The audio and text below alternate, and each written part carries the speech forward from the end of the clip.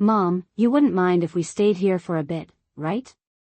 That was how my son Daniel said it, standing in my doorway on a Tuesday afternoon, as if he were asking to borrow a lawn chair instead of move his entire life into my house.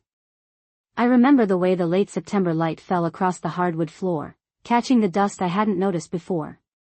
I remember the way Ashley stood half a step behind him, her arms folded, her smile polite but tight. I remember thinking that grown children don't ask that kind of question unless something has already gone very wrong. Stayed? I asked. What happened to your house? Daniel cleared his throat. He has done that since he was a boy, ever since he got caught with a broken lamp or a late report card. We sold it, he said. Just like that. We sold it. The house he and Ashley bought 5 years ago in a new subdivision outside Columbus. The one with the 2-car garage and the maple tree they planted out front. The one he told me would be an investment in their future. I held the edge of the kitchen counter because suddenly I felt unsteady, not from age but from the way information can tilt a room. You sold it, I repeated. When? A few months ago, Ashley answered before he could. Her voice was calm, almost bright. It was the smart move. The market was high. I nodded slowly. The market was high. I had seen that on the evening news between weather reports and prescription drug commercials. And where, I asked carefully, did the money go? There was a pause. Not a long one, but long enough. Long enough for me to notice Daniel looking at Ashley instead of at me. Long enough for me to notice the new watch on his wrist and the way Ashley's nails were freshly done, a soft pink that caught the light. We got $620,000, Daniel said finally. He said it like he was proud of the number. $620,000. I have never seen that much money in one place in my life. When my husband passed 12 years ago, I learned to live on Social Security and what little savings we had put aside. I keep the thermostat at 68 in the winter. I clip coupons. I fix things before I replace them. $620,000 is not a number that passes quietly through my world. That's a lot of money, I said. My voice sounded distant, even to me. Yes, Ashley replied. And we've been putting it to good use. Good use. I let the word settle. I thought about the pictures she had posted over the summer, weekends in Napa, a kitchen remodel, a boutique clothing venture she described as finally following my dream. I had liked the photos. I had commented with heart emojis. I had believed my son was thriving. So, I said, keeping my tone steady, if you sold the house for $620,000, why are you asking to live here? The silence this time was heavier. Daniel shifted his weight. Ashley's smile thinned. We just need something temporary, Daniel said. Just a few weeks. Until we sort things out. I have lived long enough to know that temporary can stretch like taffy. I have also lived long enough to know that when money moves quickly, it rarely returns the same way. I walked to the sink and turned on the faucet, letting the water run longer than necessary. The sound filled the space between us. Are you out of money? I asked without turning around. No, Ashley said quickly. Not out. Just, tied up. Tied up. In what, she did not say. I dried my hands on a dish towel and faced them. Daniel looked tired. Not poor. Not desperate. Just unsettled. Ashley looked composed, but there was a flicker in her eyes I hadn't seen before, something sharp and defensive. You can stay, I said at last. I watched relief wash over Daniel's face. Ashley's shoulders lowered half an inch. Thank you, Mom, he said. He stepped forward like he might hug me, but he stopped himself. I have noticed that, too, in recent years. The small hesitations. The way affection becomes careful. For a bit, I added. We'll figure it out. Ashley nodded. Of course. Of course. They left that afternoon to grab a few essentials. I stood alone in my kitchen and looked around at the house my husband and I bought 43 years ago. Every cabinet handle, every scuff on the baseboards, every mark on the doorframe where I measured Daniel's height was still exactly where it had always been. I walked to the hallway closet and opened the small metal box where I keep our important papers. The trust documents. The deed. The letter my husband wrote in his careful block handwriting the year before he died. I did not cry. I did not panic. I sat at the dining room table and placed the folder in front of me. $620,000 had passed through my son's hands in less than a year. And now he was coming home. I ran my finger along the edge of the paper and felt something shift inside me, not anger, not yet, but awareness. Whatever had happened in that other house, whatever decisions had been made, they were now at my doorstep. And this time, I would not be the last to know. Daniel and Ashley came back that evening with 2 rolling suitcases, a garment bag, and 3 cardboard boxes that looked too light to hold anything permanent. I watched from the living room window as Daniel carried the suitcases up the front steps, his shoulders slightly hunched the way they used to be after a long football practice in high school. Ashley followed behind him, talking into her phone in a low voice, her tone clipped and controlled. When they stepped inside, the house seemed smaller, not because of the luggage but because of the air they brought with them, something restless and unsettled that did not belong to this place. "We will not be in your way," Ashley said as she set her purse on the entry table. "We just need a little time to reorganize." Reorganize. That was the word she chose. I nodded and led them down the hallway to the guest room. It is the room with the pale blue quilt and the oak dresser my husband refinished the year Daniel left for college. The closet is modest. The window faces the backyard where the old maple tree leans slightly to the east. "This will be fine," Daniel said, setting the suitcases on the floor. He looked around like he was measuring how much of himself could fit into the space. "Thank you, Mom." "Really?" I smiled because that is what mothers do, but I noticed that Ashley did not ask where she could help or what she could contribute. Instead, she began discussing internet speed and whether the guest room would get enough natural light for her video calls. Later that night, after they had ordered takeout and eaten at my kitchen table, I sat quietly and listened. Ashley talked about a branding consultant in Chicago, about supply chain delays, about a marketing push that did not perform the way she had expected. Daniel mostly listened. When he did speak, it was about timing and cash flow. Words that belong to business plans, not to family dinners. "The money is just allocated differently right now," Ashley said at one point, stirring her iced tea. "It is not gone. It is just working. Working." I thought about my husband working 40 hours a week at the plant for 3 decades, about the overtime shifts he took so Daniel could attend a good college.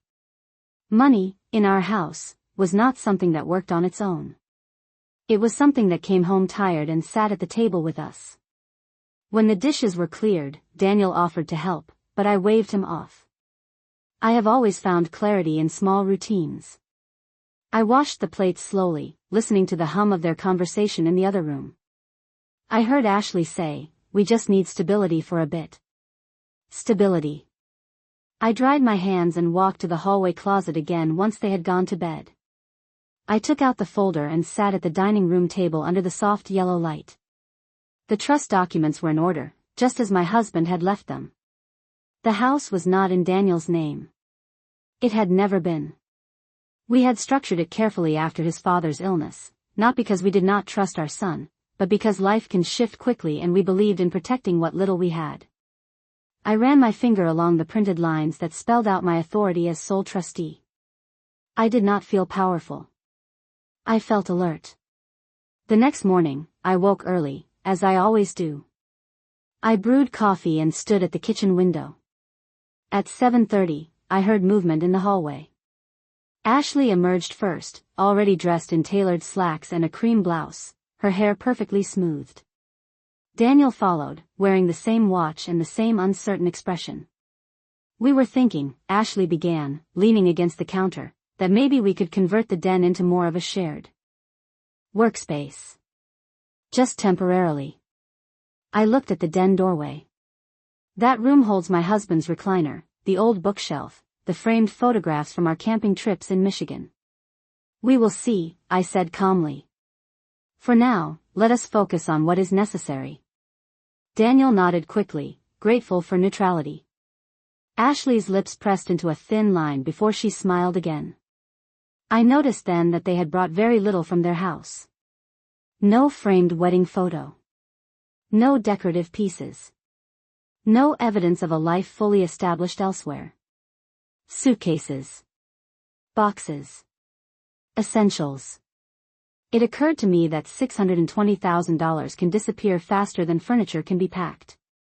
I poured coffee into 3 mugs and set them on the table. Tell me, I said, meeting Daniel's eyes, how long do you think this will take? He hesitated. A few weeks. Maybe a couple of months. A couple of months. The words hung in the air. I took a slow sip of coffee and felt something settle into place inside me. Not resentment. Not fear. Just a quiet understanding that this arrangement would not resolve itself by kindness alone. They believed they were seeking refuge. They did not yet realize that this house operates on structure, not on assumption. And I, after years of living simply and watching carefully, was no longer willing to confuse love with surrender. By the 3rd morning, I began to understand that what Daniel called temporary had already started to settle into routine. Ashley took her video calls at the kitchen table without asking, her laptop open where my husband once spread out the Sunday newspaper. She spoke in a steady, confident tone about projections and relaunch strategies, about capital that would return once the market corrected. I listened from the hallway sometimes, not because I wanted to eavesdrop, but because in my own house it is difficult not to hear what is said in your own kitchen. Daniel spent hours scrolling through spreadsheets on his tablet, tapping numbers with a tight expression, as if rearranging columns could rearrange reality. On Friday afternoon, while they were out meeting someone Ashley described as a potential investor, I drove downtown to the county records office. I did not tell them where I was going. I wore my beige cardigan and sensible shoes and parked in the same garage where my husband and I once paid a parking ticket. Together 20 years ago. The clerk behind the counter was young enough to be my granddaughter, but she treated me with polite professionalism. I need the sale records for a property on Willow Creek Drive, I said, handing her the address Daniel had once written on a Christmas card. She typed quietly, then turned the screen slightly toward me. There it was. Sold 3 months ago. $620,000. No outstanding mortgage at closing. Clean transfer. I thanked her and asked for a printed copy. The paper felt heavier than it should have when she handed it to me. I sat in my car afterward with the engine off and read every line.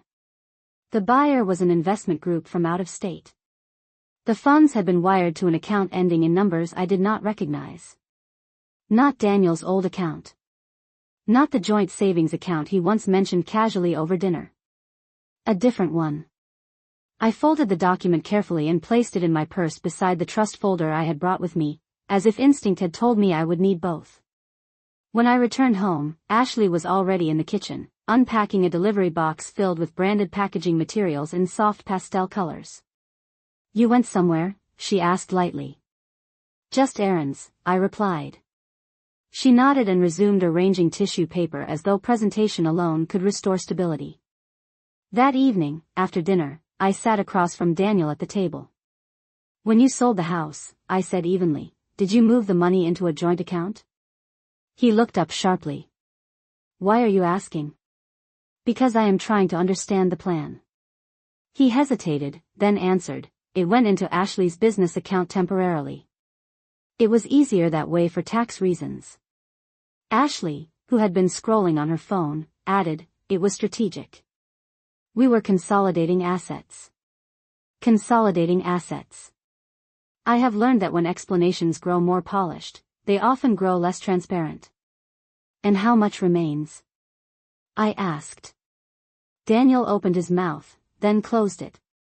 Ashley set her phone down slowly.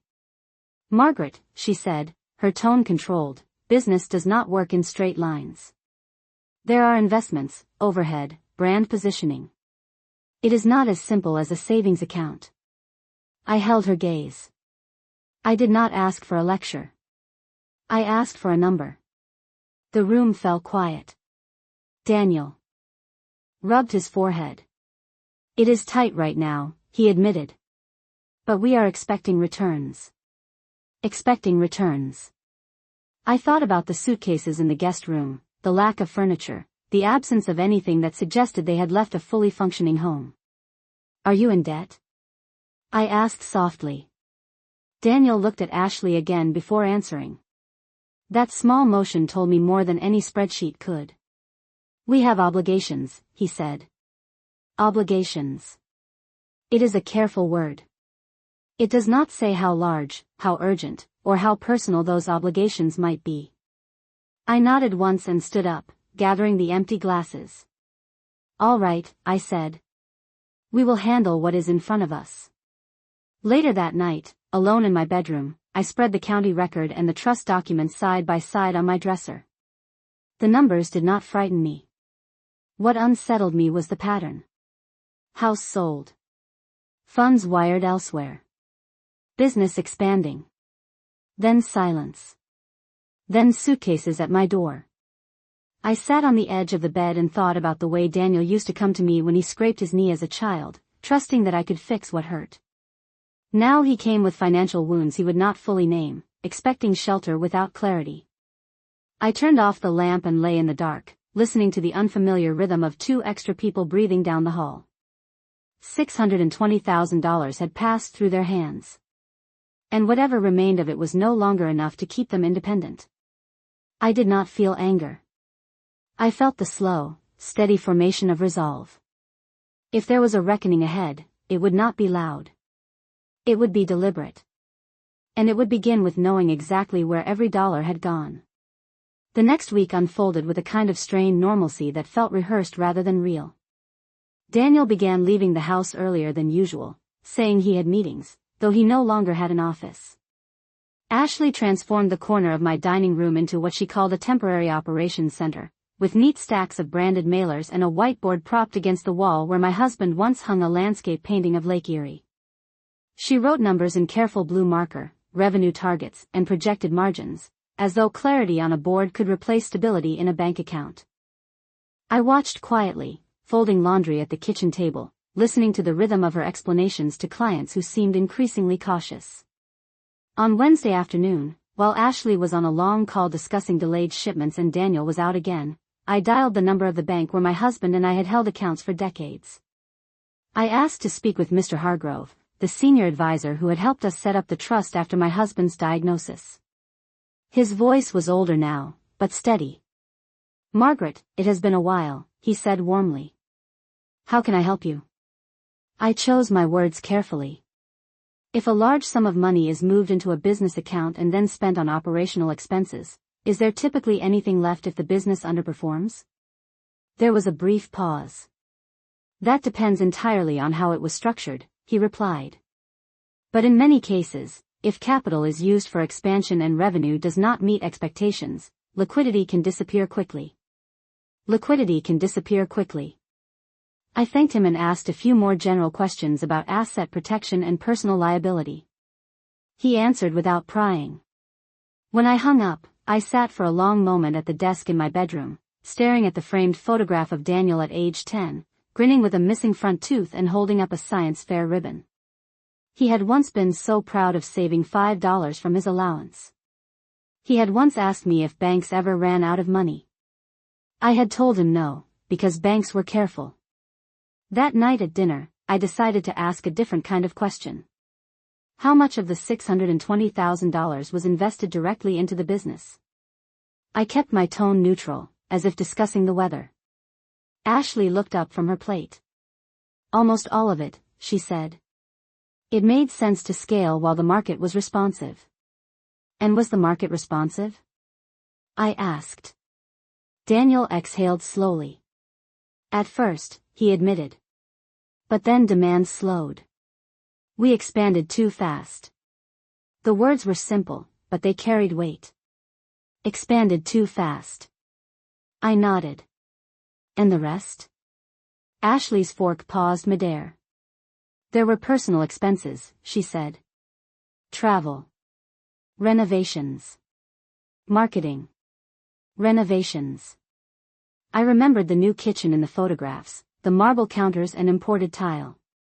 I had admired them through a screen while eating. Soup at my small oak table. How much remains?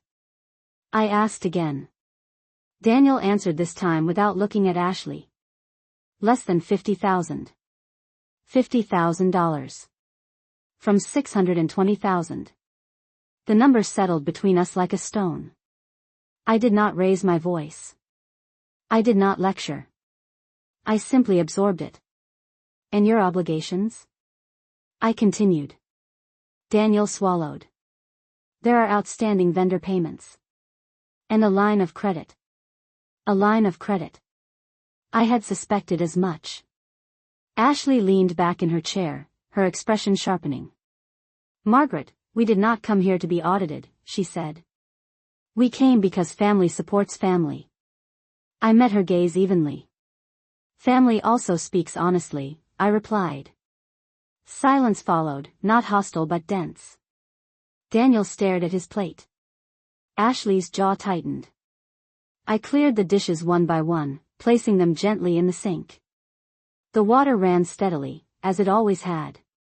Later, when the house grew quiet, I returned to the trust documents once more.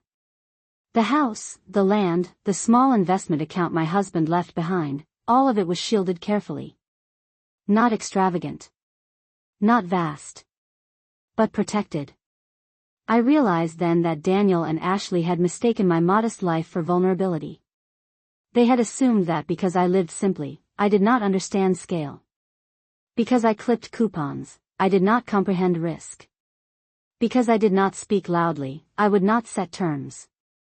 I closed the folder and turned off the light. Down the hall, I heard Ashley's voice, low and tense, discussing payment extensions. I heard Daniel murmuring reassurances he could not fully deliver. $620,000 had not vanished into thin air. It had been converted into choices. And now those choices were converging under my roof. I lay awake, not anxious, not afraid, but clear.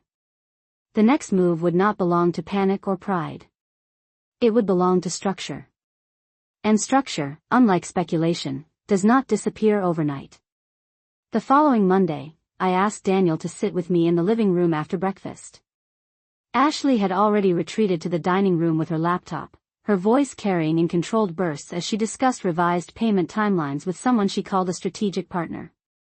The sunlight filtered through the lace curtains, touching the framed photographs along the mantel. I folded my hands in my lap and waited until Daniel looked at me directly. We need clarity, I said quietly. He nodded, already tense. I know. I studied his face, the faint lines that had appeared over the past few years, the way responsibility now seemed to sit heavier on him than age. You told me there is less than $50,000 left, I continued. And that there are obligations and a line of credit. How much is owed? He hesitated only a moment this time. Around $180,000, he admitted. The number did not shock me. It confirmed what I had already sensed. Is the line of credit secured against anything? I asked. No, he said quickly. It is unsecured. But the interest rate is high. I nodded once. High interest. Mounting vendor payments. Expanding too fast. I had seen neighbors lose small businesses over less. And if you cannot meet those obligations? I asked. He looked away. Then there will be legal consequences. Collections. Damage to our credit. Our credit. I noticed the word choice. Not his. Not Ashley's. Theirs. I let the silence stretch, not to punish him, but to allow the weight of the situation to settle without distraction. Finally, I said, this house is not a bridge loan. He blinked. What do you mean? I mean, I replied evenly, that staying here does not erase $180,000 in debt. It does not rebuild capital. It does not restore lost liquidity. He swallowed. We are trying to stabilize. Stabilizing requires structure, I said. And structure requires terms. Ashley appeared in the doorway then, having clearly overheard enough to understand the direction of the conversation.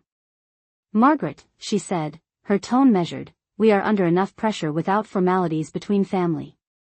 I met her gaze calmly. Formalities protect family, I answered. Without them, assumptions grow. She crossed her arms but did not interrupt again. I reached for the folder on the coffee table. Not the trust documents this time, but a simple legal pad where I had written down a few clear points in neat block letters. If you are going to remain here, I said, there will be a written agreement.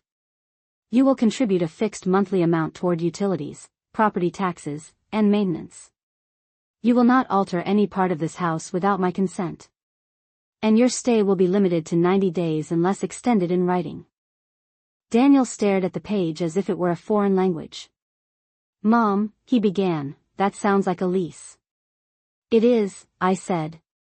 A short-term lease. Ashley's expression hardened. You do not trust us, she said. I held her eyes steadily. Trust is not the issue. Sustainability is. The room fell quiet again, but this time the silence was sharper. Daniel rubbed his hands together. We cannot afford much right now, he said softly. Then we will set an amount that reflects reality, I replied. But there must be accountability. I could see conflict flicker across his face, pride wrestling with necessity. Ashley stepped forward. We thought this was temporary support, she said. It is, I answered. Support does not mean surrender. She inhaled slowly, then exhaled through her nose, calculating. How much? She asked. I named a modest figure, one that would cover additional expenses without straining them further. It was not punitive. It was practical. Daniel nodded slowly. We can manage that, he said. Ashley hesitated, then gave a tight nod. Fine, she replied.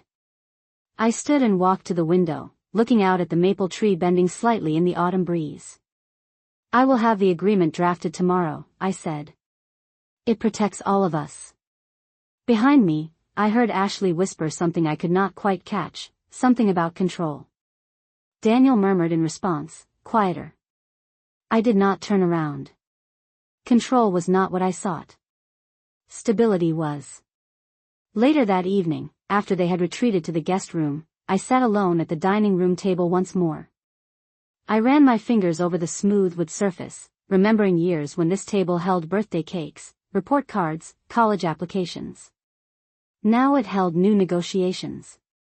$620,000 had flowed through their hands in a season. Debt had followed. And now structure would follow that. I did not feel harsh. I felt aligned. Love without boundaries invites erosion. Love with boundaries invites responsibility. Under my roof, there would be responsibility. The agreement was drafted 2 days later and printed on clean white paper that felt heavier than ordinary printer sheets. I placed it on the dining room table that evening, aligning the corners carefully as though presentation alone could signal that this was not an emotional reaction but a measured decision. Daniel read every line slowly, his brow tightening as he reached the section outlining the 90-day term. Ashley scanned it more quickly, her eyes moving with sharp efficiency, stopping at the paragraph about alterations to the property. So we cannot even repaint the guest room, she said, her voice cool. Correct, I replied. This house remains as it is.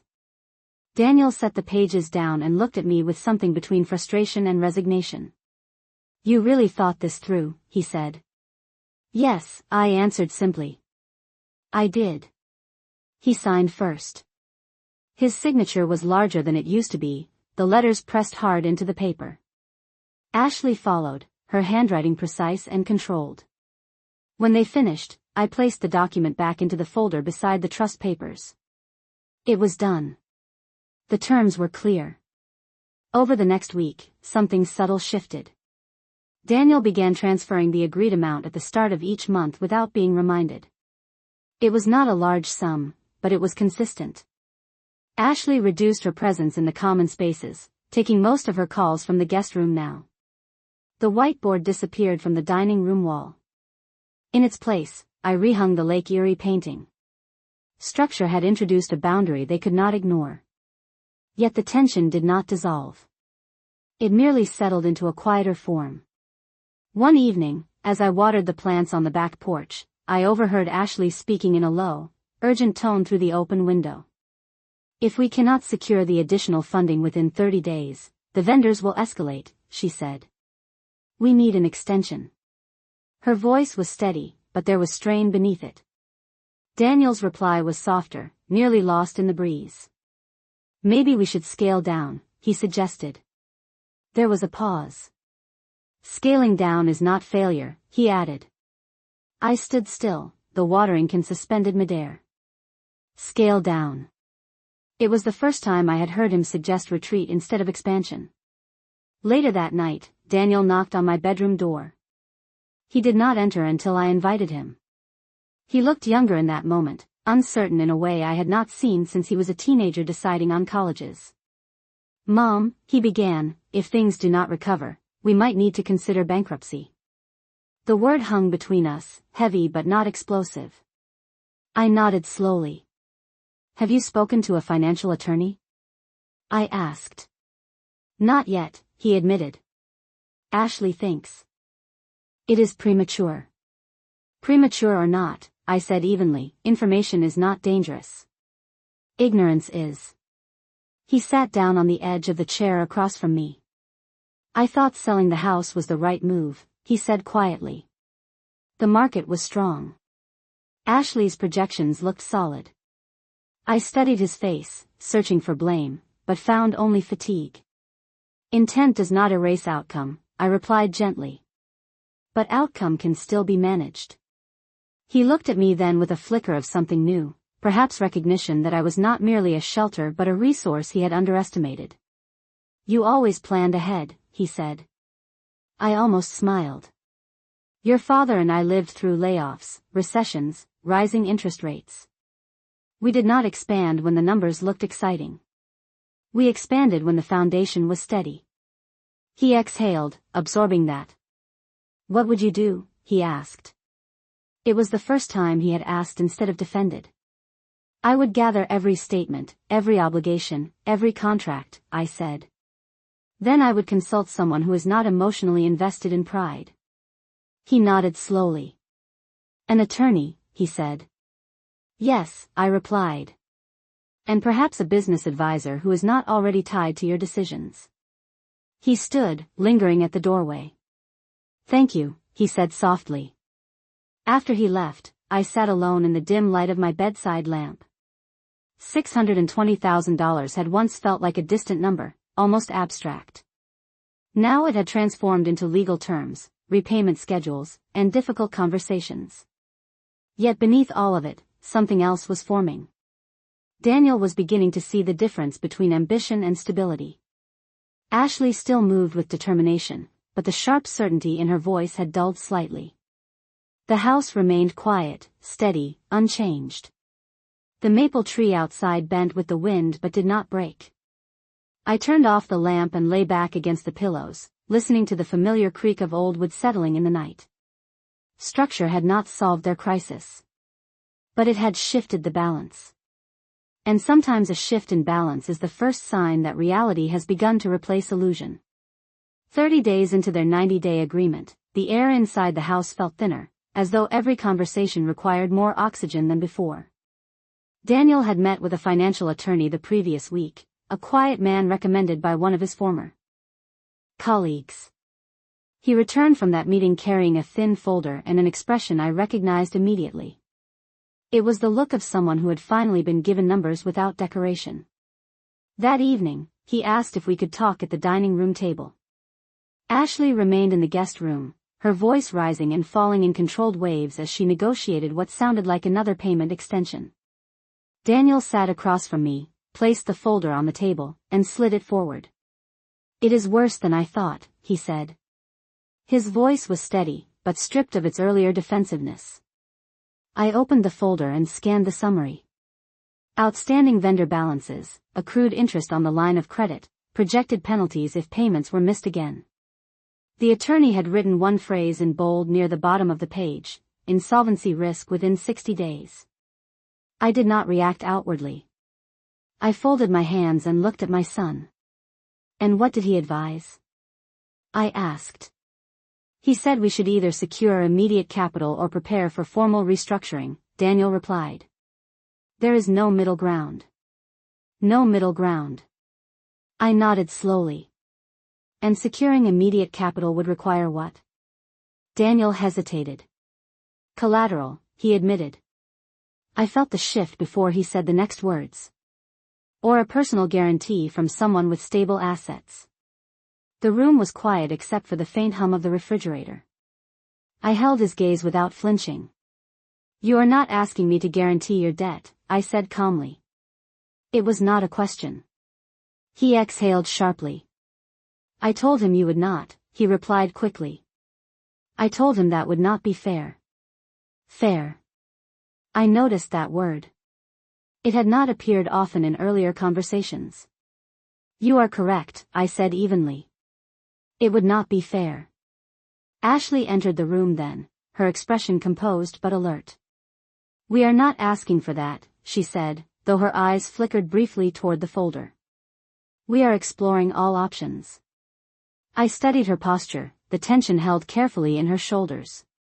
Exploring requires honesty, I replied. Have you considered liquidating the remaining inventory? She stiffened slightly. That would damage the brand, she said. And what damages the brand more? I asked quietly, a controlled reduction or a forced collapse? Daniel glanced at Ashley, then back at me. I could see the conflict moving behind his eyes. Pride versus preservation. Vision versus viability. If we sell at a loss now, he said slowly, we might cover most of the vendor balances. And the line of credit? I pressed. We could negotiate a settlement, he answered. Ashley's jaw tightened. It will look like failure, she said. I met her gaze steadily. Failure is not defined by loss, I said. It is defined by denial. The words hung between us, not harsh but firm. I did not raise my voice. I did not accuse. I simply named what was visible. Daniel leaned back in his chair and covered his face briefly with his hands. When he looked up again, something had shifted. The urgency in him felt less frantic, more grounded. We cannot keep pretending, he said quietly. Ashley looked at him sharply. Pretending, she repeated. He nodded. We expanded too fast. We spent too much. We assumed momentum would continue. The admission settled into the room like a long overdue truth. I felt no satisfaction in it. Only clarity. Then act accordingly, I said gently. Reduce. Negotiate. Close what cannot sustain itself. Ashley's eyes glistened, not with tears but with intensity. You have never built anything like this, she said. You do not understand what it takes. I held her gaze without hostility. You are right, I replied. I have not built a brand. But I have built a life that did not collapse when markets changed. Silence followed, heavier this time but cleaner. Daniel reached for the folder and closed it. We will meet with the attorney again tomorrow, he said. We will begin negotiations. Ashley did not respond immediately. She stared at the table, then finally nodded once, tightly. The decision had been made, even if it had not been spoken aloud as a surrender. Later that night, as I stood at the kitchen sink rinsing dishes, I noticed something subtle. The house no longer felt invaded. It felt engaged. The illusion of endless expansion had dissolved, replaced by the sober work of repair. $620,000 had been converted into ambition, then into debt. Now it would be converted again, into accountability. I dried my hands and turned off the light. Down the hall, I heard Daniel speaking quietly on the phone, scheduling another appointment. Ashley's voice was softer than usual, less sharp, more measured. The maple tree outside moved gently in the night wind, steady at its roots. Under my roof, structure remained. And within that structure, truth had finally begun to take shape. The following week unfolded with fewer raised voices and more quiet calculations. Daniel met with the attorney twice and returned each time with fewer illusions and more documents. Ashley began listing inventory online at discounted prices, describing it as a strategic repositioning rather than a liquidation. I did not correct her language. Words often soften reality before reality hardens them. Boxes started appearing in the hallway, neatly labeled with item codes and reduced pricing. The dining room table once again served as a workspace, but this time it held packing tape and shipping labels instead of expansion charts. One afternoon, Daniel sat across from me with a legal pad, reviewing numbers aloud as though repetition might make them less severe. If we sell at 40% below retail, we can cover the vendors, he said. The line of credit will still need negotiation. I listened without interrupting. The house remained steady around us, unchanged by projections or penalties. Have you contacted the lender? I asked. He nodded. We have an appointment Friday. Ashley joined us later, her posture less rigid than before, though the sharp edge in her tone had not disappeared entirely. We are restructuring, she said carefully, as if testing the word. Not collapsing. I met her gaze calmly. Then act like it, I replied. Restructuring requires humility. She inhaled slowly but did not argue. Something in her had shifted as well, not surrender, but recognition that momentum alone does not guarantee survival. That evening, as I prepared dinner, Ashley approached me at the counter. I know you think we were reckless, she said quietly. I did not turn immediately. I placed the knife down, wiped my hands on a dish towel, and faced her. I think you moved faster than your foundation, I said evenly. That is not the same as recklessness. It is impatience. She considered that, her eyes searching mine for accusation that was not there. I believed in the growth, she admitted. Belief is valuable, I replied. But it must be paired with limits. The conversation ended without hostility. It was the closest we had come to speaking plainly without defense. On Friday afternoon, Daniel returned from the meeting with the lender looking drained but steadier. They are willing to settle, he said. It will impact our credit for a while, but it prevents escalation. Escalation. I recognized the relief in his voice. The numbers were still difficult, but they were now defined. Defined problems are easier to manage than imagined ones. Over the next 2 weeks, shipments left the house daily. The stack of boxes in the hallway shrank. Ashley spent long hours responding to emails from customers and negotiating final invoices. There were moments when frustration resurfaced, when she stared at her laptop with tight lips, but the sharp certainty that had once filled the room was gone. In its place was something more grounded. Daniel began exploring employment opportunities again, updating his resume, reaching out to former colleagues. It is temporary, he said one evening. I nodded. Temporary work is still work, I replied. Stability is not beneath you. He smiled faintly at that. The 90-day agreement ticked forward quietly. Rent was transferred on schedule. Utilities were covered. The den remained untouched, the Lake Erie painting steady on the wall. I noticed that Ashley no longer suggested alterations. She asked before using shared spaces. Small adjustments, but meaningful. One night, after dinner, Daniel sat beside me on the porch steps. The air carried the crisp edge of late autumn. I thought selling the house would give us freedom, he said. Instead it exposed us. I watched the maple leaves tremble gently above us. Freedom without preparation feels like flight, I replied. But without structure, flight becomes falling. He absorbed that without argument. I should have listened sooner, he said quietly. I placed my hand over his briefly, not as absolution, but as acknowledgement. Listening late is better than not listening at all, I answered. Inside the house, Ashley was finishing an email, her voice softer when she spoke Daniel's name. The debt had not vanished. The loss had not reversed. But the illusion of endless expansion had dissolved completely. In its place stood reality, not dramatic, not loud, but firm. $620,000 had once seemed like proof of success. Now the lesson it left behind was quieter and more enduring. Under my roof, there were limits. Within those limits, there was room to recover.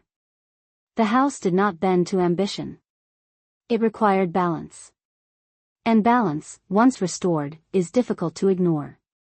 On the 87th day of their 90-day agreement, Daniel placed a sealed envelope on the dining room table before I had even poured the morning coffee. The maple leaves outside had turned brittle and gold, clinging to the branches as if reluctant to let go. "It is done," he said quietly. I looked at the envelope but did not open it immediately. "Which part?" I asked. He exhaled, the tension in his shoulders finally easing in a way I had not seen in months. "The vendors are settled. The line of credit has been negotiated down. The remaining balance is structured into manageable payments. And I accepted a position with Hargrove Logistics starting next Monday." I studied his face carefully. There was no bravado in it now. No inflated projections. Just steadiness. "And the business?" I asked. Ashley stepped forward from the hallway, her expression composed but softer than before. "It is closed," she said plainly. "Not restructured. Not paused. Closed." The word landed cleanly, without decoration. I nodded once. "Then you have clarity," I replied. Daniel sat down across from me and slid the envelope forward. "This is the final accounting," he said. I opened it slowly and scanned the summary. Liquidated inventory. Settled accounts. Reduced penalties.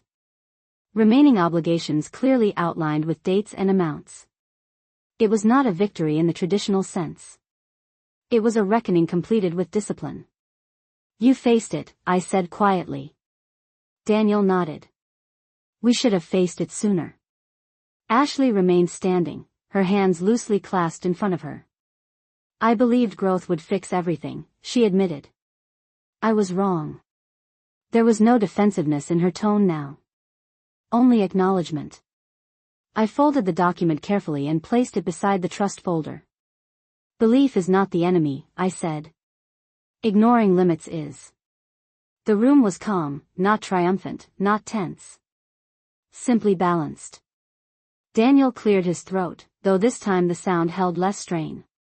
"We found a small rental townhouse near the interstate," he said. 2 bedrooms. Affordable. We move next weekend." I felt something settle inside me, not relief exactly, but completion. "That is good," I replied. Ashley met my eyes directly. "We appreciate the structure," she said. "Even when we resisted it." I held her gaze evenly. "Structure protects everyone," I answered. "Including those who do not yet see why they need it." Over the next few days, the house slowly returned to its original rhythm. The guest room was cleared of suitcases and business boxes. The whiteboard that once leaned against my dining room wall was carried out to the car and did not return. Daniel repaired a loose hinge on the back gate before he left, a small gesture that felt less like repayment and more like recognition. On their final evening under my roof, we sat together at the kitchen table without documents between us. The conversation was simple. Employment schedules. Utility transfers. Moving logistics. No projections. No inflated forecasts. Just facts. At one point Daniel looked around the room, his gaze lingering on the photographs and the worn oak cabinets. "I thought selling our house meant we were stepping up," he said quietly. I did not realize we were stepping away from stability. I met his eyes steadily. "Stability is rarely loud," I replied. "It does not promise expansion. It promises endurance." Ashley nodded faintly, as though absorbing a lesson she would not soon forget. The next morning, they loaded the last of their belongings into the car.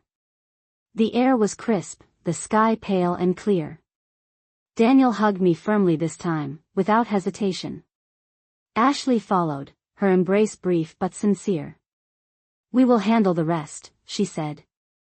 I watched as they drove away, the car turning at the corner beneath the maple tree that had stood through every season of this house. When the sound of the engine faded, the silence that followed did not feel empty. It felt steady. I walked back inside and closed the door gently. The dining room table was clear. The Lake Erie painting hung straight on the wall. The trust folder remained in its place in the hallway closet, untouched but respected. $620,000 had once represented ambition without boundary. It had been converted into debt, then into discipline. Under my roof, illusion had been replaced by accountability. And as I poured a single cup of coffee that morning, I understood something simple and enduring. Wealth can expand quickly. But stability, once reclaimed, is what remains.